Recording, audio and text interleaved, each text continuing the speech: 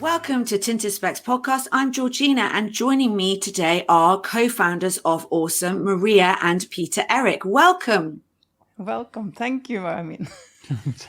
Thank you for having us. Thank you for having us. We're excited. Yeah. No, it's a real pleasure. And I know that you're we're in touch across the globe. So you guys are in Vietnam and I am in the UK. So it's a real pleasure to get you because it's a bit later with you guys today. So tell us a bit about AweSM. You can start. Okay.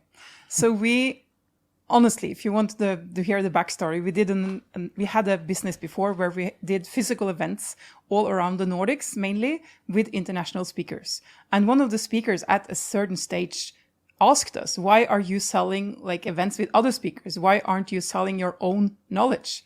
And a lot of circumstances, but we had to bankrupt that old company. And when we then looked for something new, we were like, maybe we should just start something that we can sell our own knowledge. And we really, really wanted to build an online company because we wanted to move somewhere warmer. We had this need of getting out of Norway and living somewhere else. So we really, really wanted a company that we could manage from anywhere. So that was kind of the backstory.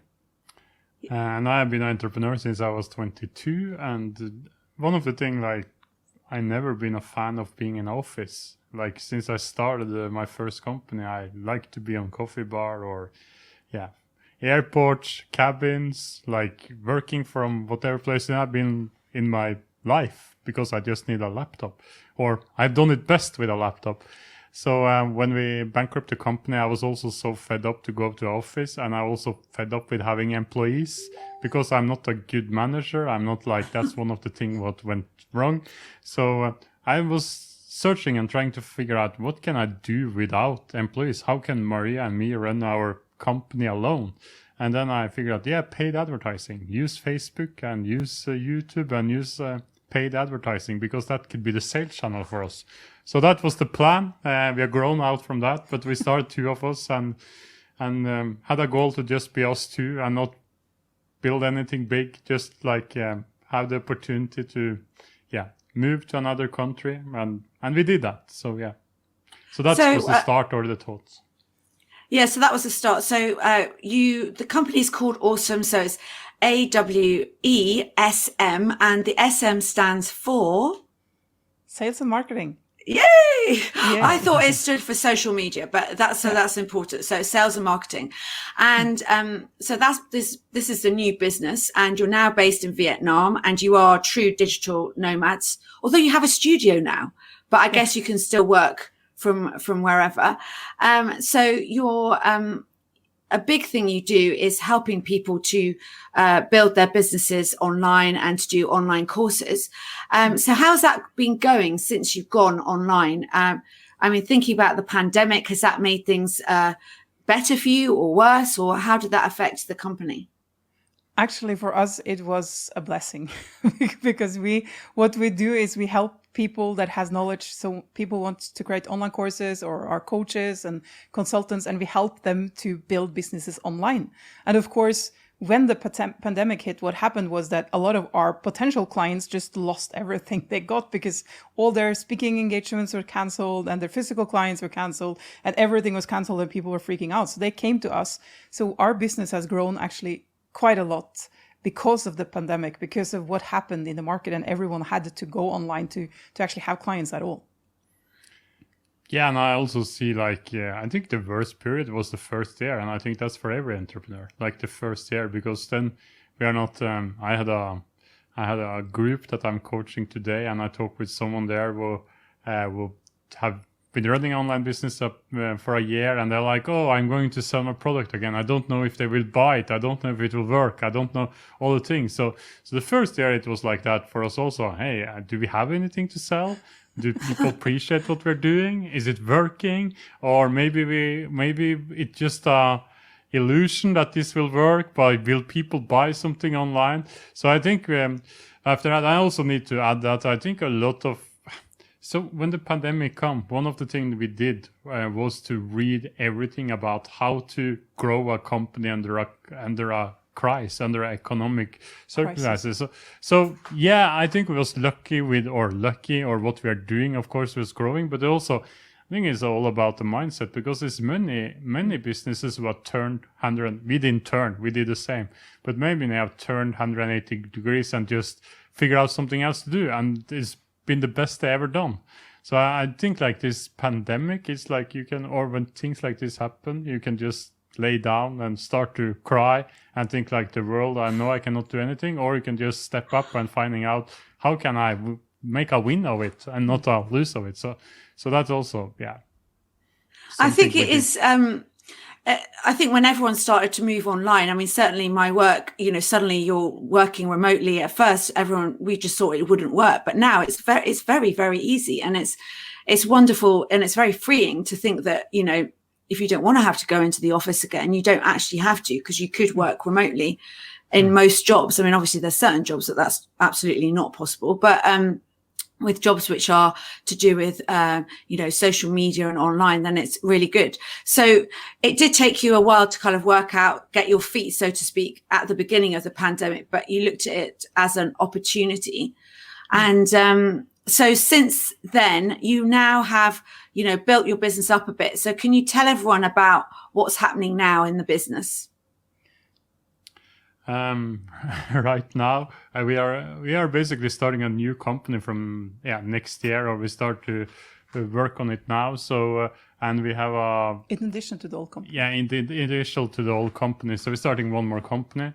We have a team on I never know how many employees we have, but around 15 to 18 employees there. We in the team.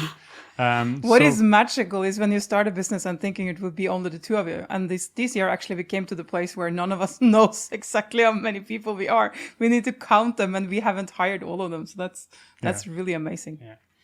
Yeah. So we are in and I am ambitious. I like speed. So we are growing really fast. When I see opportunity, I'm not slowing down and think like, let's grow slowly now. Let's keep the opportunity out there and find out how we can grow and how fast we can get to the next level. So and of course it's I wish I could say that I work less than I am, but I also love what I'm doing. And even when we hire more people, I have long days. I'm working a lot, but also I like it. It's like, yeah.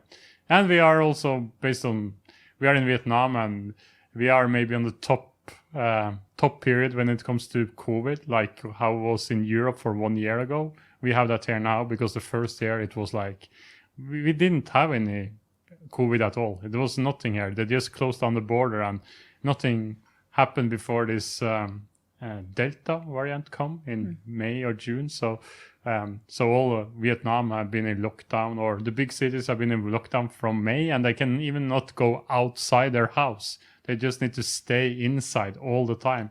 So we are lucky we live in the middle of Vietnam, and here we have not been so hard. We had some weeks with total lockdown, but so it's a lot of things are going on. We are, very busy. Yeah. So you've set up the new business, which I'll come to in a little bit, but you've also got a virtual event in November for AweSM. Do you want to tell everyone about that? Yeah. So we actually did the first virtual event we did was in April this year. And it was because we were forced to do it online, because we were supposed to have a physical one. And we had a physical one in 2020, and we have a physical one before that. And before that, we did a lot of events. So we really, really like the events, because it's a way to get people together and to make sure people are inspired and that they get the energy to start to do things and provide a lot of like value and strategies and tactics for how to run a business and build a business. So we did it virtually in April, and it was such a huge success, and we were almost a bit surprised. And now we decided to do it again, and we decided to do it even bigger. So we had around 2,000 registrants last time, and we're aiming for 5,000 this year. And also what happened with still this year, both are this year. Both are this year. That's true. Yeah, the second one this year. But what we saw was that we were able to get out to more people all around Europe, and also in other parts of the world with the virtual event that we couldn't reach through our like previous marketing channels. So it is a great way for us also to expand our business. And we love to make people come together and be inspired and get energy and talk together, build community, And it's very often very lonely to be an entrepreneur. So it is so important for people to actually have these places to meet. And we got feedback, and we're really proud of it last time, that people felt like it was a physical event. We were able to manage or support the networking and the sharing. So people actually felt like they got to meet people, real people, not only like just a small head on the screen. Well, I mean, that's what I had a look at the video, and you talk about very clearly how important networking is and how it helps you so you don't feel lonely as an entrepreneur. But also you talk about how you could build a relationship to continue after the event as well, so that if you have anything you want to talk about, how you want to grow your business, you'll have a community to kind of discuss that with, which I think is fantastic, because I guess that's the downside of being online, is that you're not physically in the same room. But this way you still get to have those relationships. And how important has that been for you guys to have people to talk to? I mean, you have each other to kind of grow ideas. How important is that? I think it's 85% of our success is to have others to talk with. We are investing a lot of money in coaches, like mentors and all these things, but it's maybe the best investment we do. I like to look at building a company or doing what they're doing now. I'm not doing it because I need to achieve something. It's nothing that I have to do, but it's like a game for me, and playing a game. And when you play a game and you come to a level you don't know what you should do in, you're asking someone who's been there before.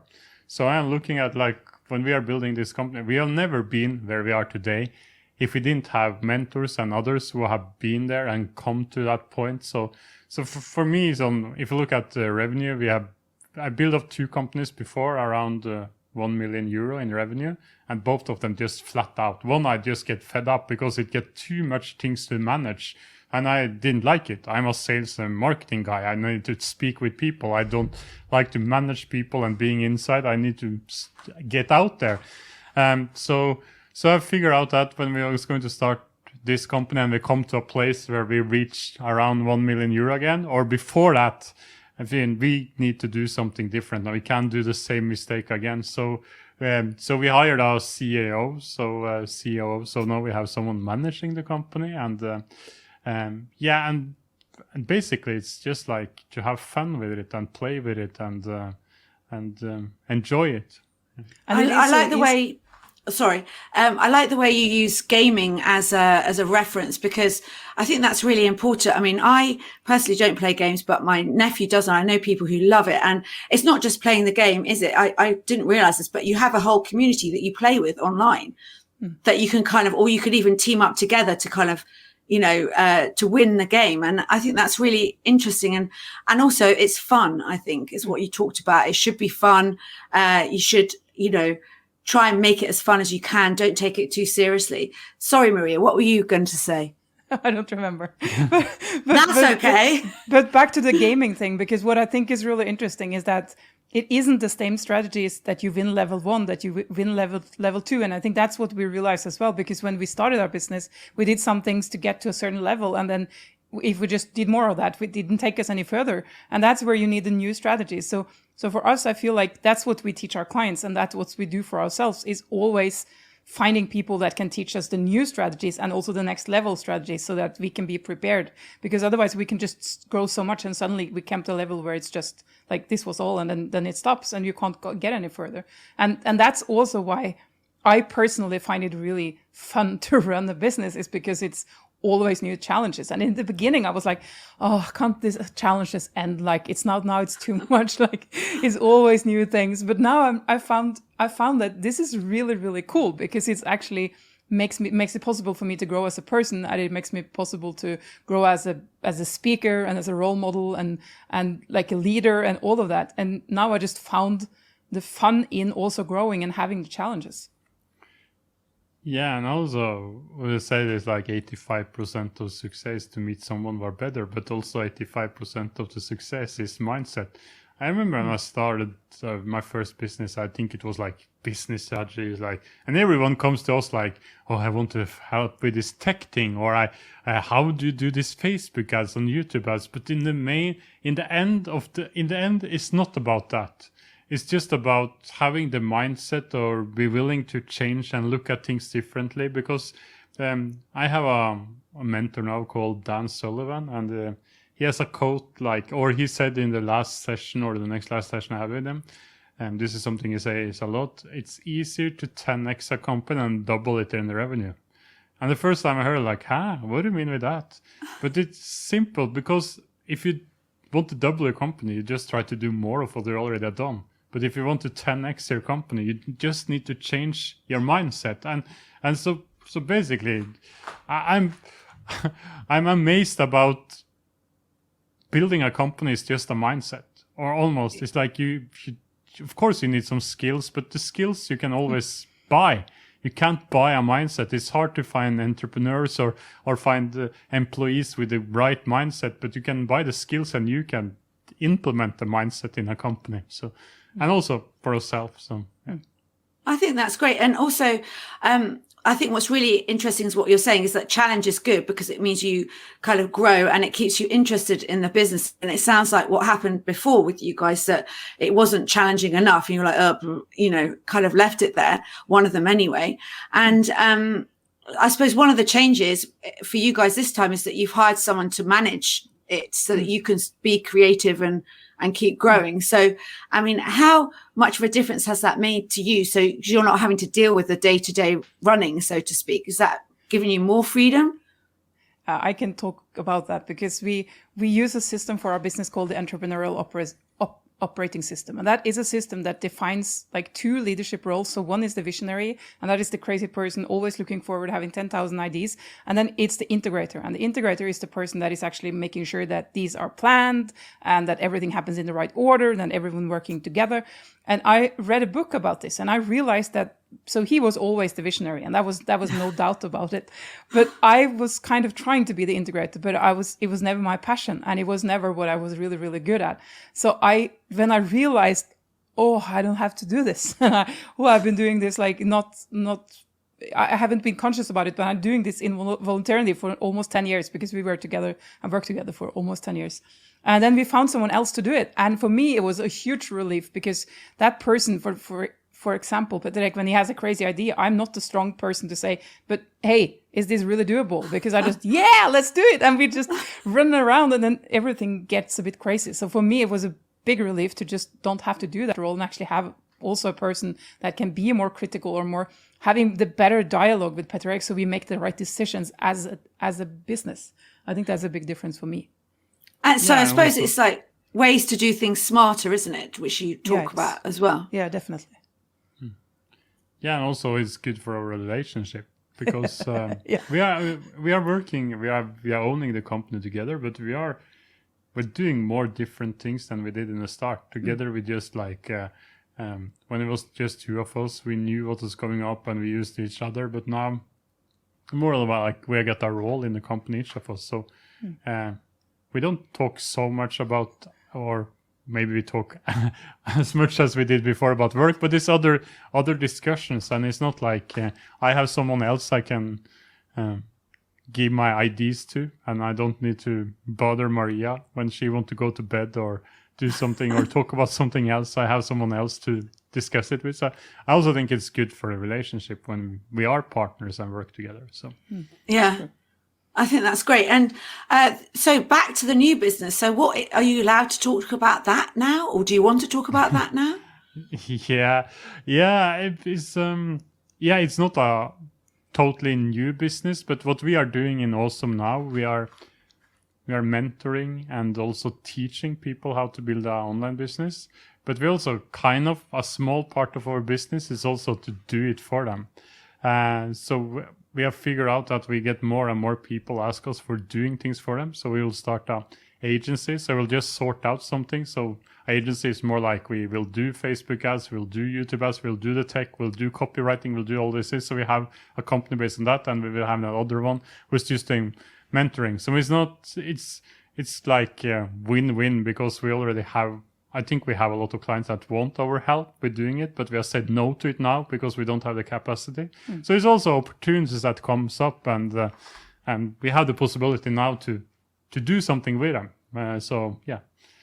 I think, well, it's just like it's another branch on the tree, isn't it? So it's it's from the same seed, so to speak. I was just thinking, do you find it better to be working in Vietnam? Because, I mean, if you're turning around stuff, so for YouTube ads, I know the business that side hasn't started yet, but that kind of gives you an advantage in the sense that you could be working when people are asleep if most of your clients are in Europe or other parts of the world. Do you think that gives you an advantage? Actually, when we started our business, when we moved, we had this discussion where to move. And I was a bit skeptical to Asia because I thought we will end up working late nights. And sometimes we are. But that said, it is really, really nice to have both like the morning off or calmer or to set up, like if we need to start the ads today, as you say, for a client, we can kind of use our morning to get everything ready and we can start it before Europe wakes up. So yes, it's working really well. And many of our team members also are in Asia. So we are a bit ahead of when Europe wakes up every day. Yeah, I bet that's a big relief because otherwise people will be like, getting in touch all the way through your working day. At least this way you have a bit of a, quiet time to actually get stuff done. Yeah, that's good. So how can people find out more about AweSM and, get some advice from you about how to grow their businesses? Where's the best place for them to go? So the best place, what I would recommend everyone now to do is to register for the AweSM event, because it is a free event and it is 3 days full of a lot of inspiration and networking. And the link to register is awesomevent.com. So it's AWESM event.com. And that's to register for free. And if you do that, you are also in our mailing list, and then you will suddenly get some other information from us about other things that you can do. Yeah, and I'll have the link in below as well, so everyone will have it easily accessible.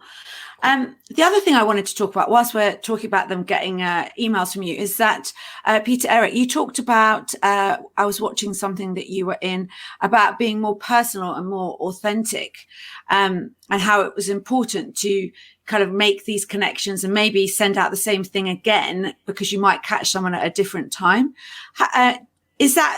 How successful has that been for you guys? Can I say something first? Yeah, do it. Because we talk a lot about authentic marketing these days, and it is because of COVID, because of everything that happened in the world. It was also predicted before COVID, but of course, since COVID happened, it kind of skyrocketed that everyone had to go online. But we see that the market is growing and the market is more competitive because more people are going online. And what we see that when we started this business in end of 2016, beginning 2017, we took our mentors' advice and we kind of almost copied what they did and we just put it out there and it worked for us. But what we see now is the copy and paste doesn't work as well anymore. It needs to be more authentic. It needs to be more personal. It needs to be more real, maybe, from the person that is doing it. And so this is something that we use a lot of time on for ourselves, but also for our clients, to actually help them to get their own voice through and their own style and their own stories and their own humor and their own everything. And for me, that's again a reason why I love this, because it is actually a lot about personal development and trusting in yourself and trusting that you have a good way of presenting things and you have good stories and you have good everything. So for me, that's really, really interesting. And we see it's so important now. And this is something that happened like the last years. Since we started, this has been a big shift in whatever is going on out there. Yeah, and people want real. So even if it's like when you should make a YouTube video or Facebook ad or whatever, if you try to cut it and make it the best, like, it doesn't look real. If you are screwing it up, saying something. So I'm like, when I'm doing ads, I know sometimes we do 2 takes, but normally I just do 1 take. And the first one is the best one because it's real. So I like make people laugh and see that it's not perfect, because all of us are human. Yeah. And we are not like, when we are talking now, of course we could cut it and make it better. But I think the fun part is when I'm screwing up, when I'm saying something wrong and I need to start up again, and just like being real, and because people want real thing. And also, of course, because of the COVID, everyone had been making videos all over, like from the bedroom, from the kitchen, together with kids, like all over, because they've been around us. So I think also that's a help it. And I And when you're selling knowledge, if you're a coach or consultant or selling a information product, you're a sports athlete or something that you are expert in, golf, whatever it is, like art history, or you have something that you're passionate about and you want to share it with the world. It's like they buy you can find all this stuff on YouTube, but they buy it really because they want to buy it from people. They like you. If people buy from us, like 70% is like they like us, 30% is the knowledge because you can get it all over, of course. So again, it's like they want to work with someone they like. They want to listen to someone they like. They want to listen to someone who inspires. And that's the real thing. That's the real stuff. And someone doesn't like our style, and it's fine because we are real. If you try to fit in a frame that everyone like, you will never be successful. So I think like this with being real, authentic, and don't take it so serious. Someone are so afraid to putting out a video or doing something in social media because what if people don't like it? I want a guy I remember saying at the time, if you put out something that people would like, no one will see it. So what's the problem? Like they don't just see it because they like it, they enjoy it, there's something special. So that's when you start to go viral, when something is good. So yeah. So again, don't take it so serious. Just do it and be real. I also think that the more you do something, the better you get at it, which I know is kind of, everyone knows that.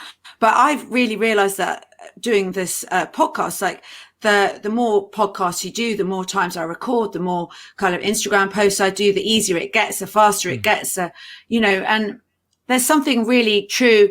I know that this is very common knowledge, but 10,000 hours and then you're like a professional kind of thing. So, that you're growing in your knowledge and experience every time you do, say, a YouTube ad and it's working. And I suppose that's the beauty of online as well, is you can tell if it's working because you have all the stats. And that makes it, you can really see when something works and when something doesn't work. There was one other thing I wanted to talk about, which was, so you think that with more competition online, it's actually made your business, it's made it easier for you because you can basically stand out from the crowd in the sense that people come to you for you. We started out doing things in English maybe 2.5 years ago. And in the beginning, it was really slow because we started our business doing like teaching in Norwegian. And then we started teaching in Swedish or Swedish Norwegian.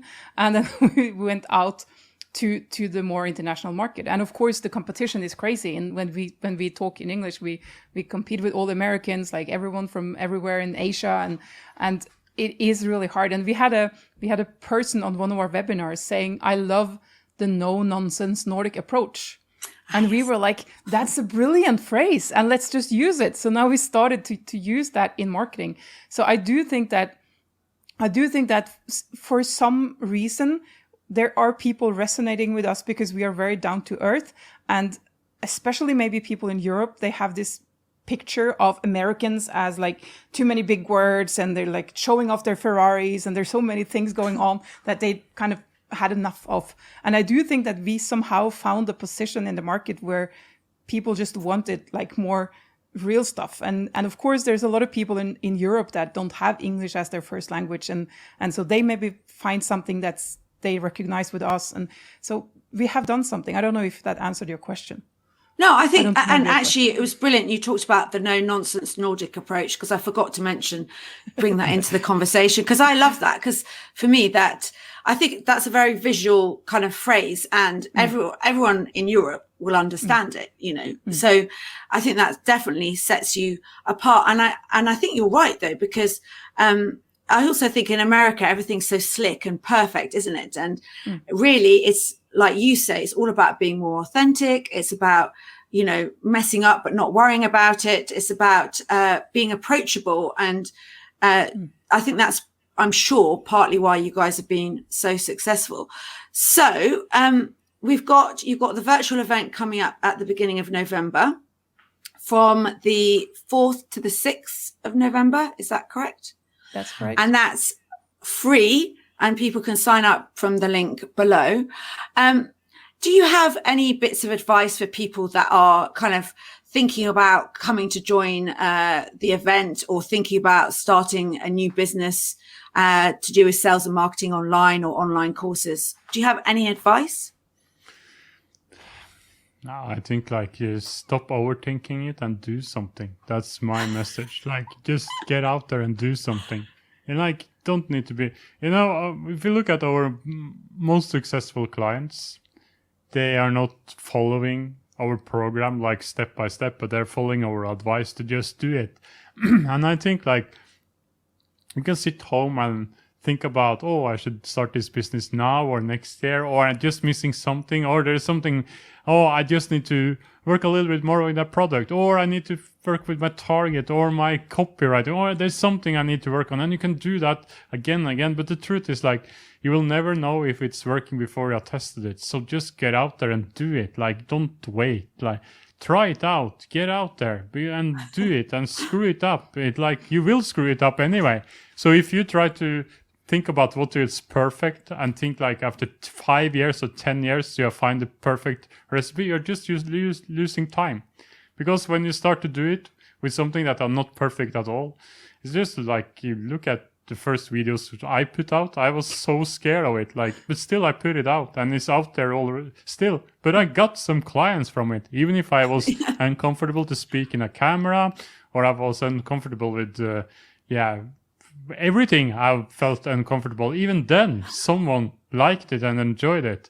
And that's also why I can stand there and talk and enjoy doing podcasts and doing all this online. I just love to do it. But it's like you said, 10,000 hours, you need to start a place. And you will never get to that 10,000 hours or be good or be an expert in something before you start it. So, please just do it. Don't wait. I want to add one thing, because we see a lot of people that they come to us to learn sales and marketing after they put down a lot of hours producing a course. But the truth is that it's harder to sell and market something than to produce a course. So we get clients every month, not all the time. And I'm happy for that, because that's devastating. But we get clients regularly that has put in a lot of time to develop like this perfectly looking, very, very professional online course. And it sits in a course portal, and they paid for all the software and all the production, everything, but they haven't sold anything. And so I just want to, everyone that wants to get started, you need to look at the sales and marketing at the same time or before you start developing your course, because actually selling and marketing is more challenging part of it. I never seen a person that could sell and market a course and not deliver it, but I've seen a lot of the opposite. I've seen a lot of people that has developed a course, but they weren't able to sell and market it. And that's just sad, because they put up so much work in producing it. And it's much, much more rewarding if you actually start selling and then you produce the course as you go with your clients, and you actually have paying clients, and you have something that it's much more meaningful. So that's my advice. I guess that makes perfect sense, because when you've got the clients, you know what they want. But if you've already decided what they want before you got your clients, you don't know, you might not get the clients, No, that's true.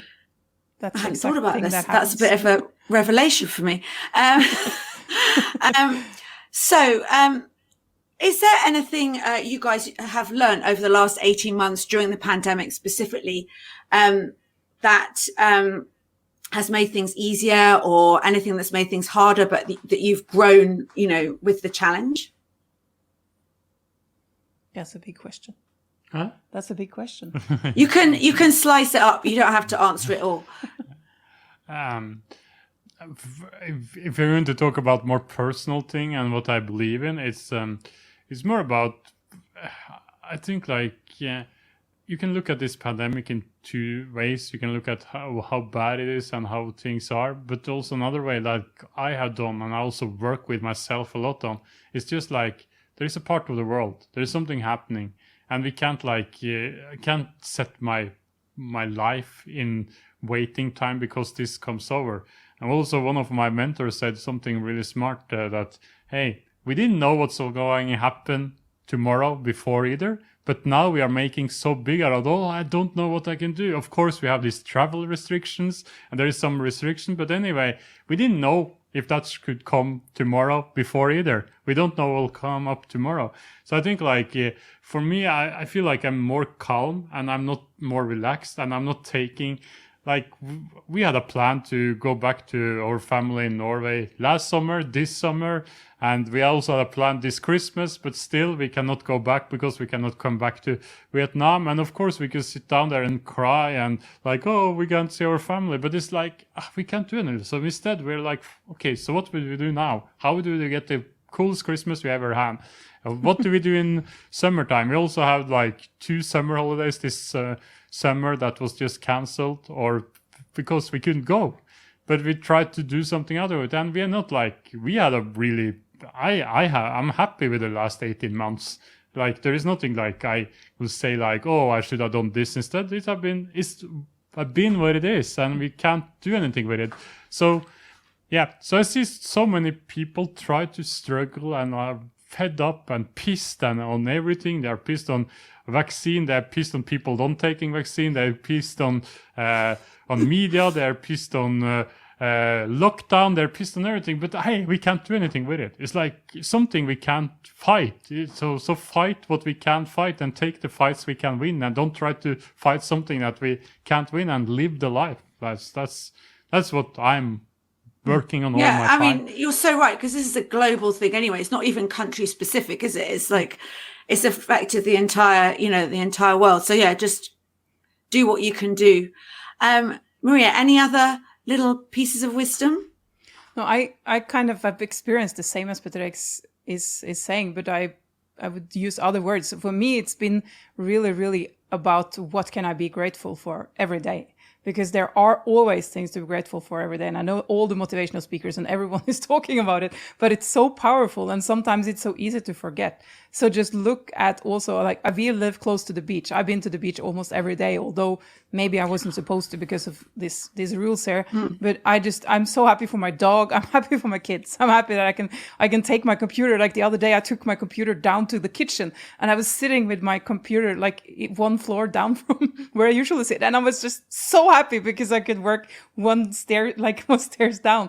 And it is actually that easy. You can be grateful for a lot of things and still even in the middle of a pandemic or towards the end of a pandemic, hopefully. Yeah, fingers crossed. Thank you both so much for chatting to me today. And I will be signing up for the virtual event. I've just decided. So I will be seeing you at the beginning of November. Thank you very much, guys. Bye-bye. Thank you so much for having us. That was fun. Thank you. That was fun. Bye.